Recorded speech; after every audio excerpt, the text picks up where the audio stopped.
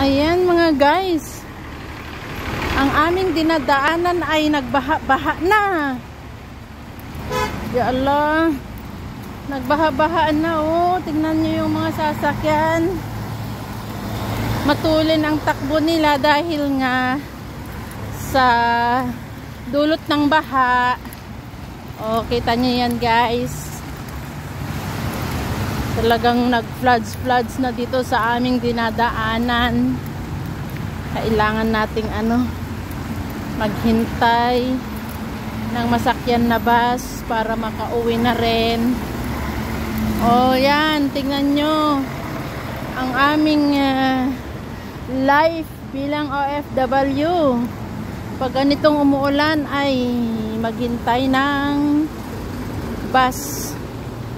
Oh, di ba? Oh, say hi Ate Juliet. Nabaha-baha na ikaw. Hi, baha-baha. Oh, baha-baha. Oh. It's baha-baha. It's Allah. in my Manila. In Manila daw. Ala, parang feeling na sa Maynila si Ate Juliet. Oh. Naka umbrella. Oh, di ba? Ayun, naninilip siya nung sinisilip. Sinisilip niya kung may bus na parating. Ayan. Wala, grabe oh. Talagang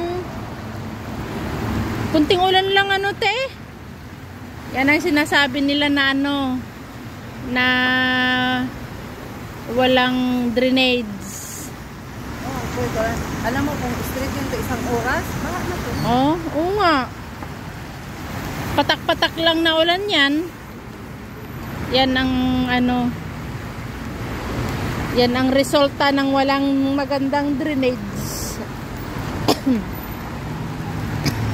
Talagang baha.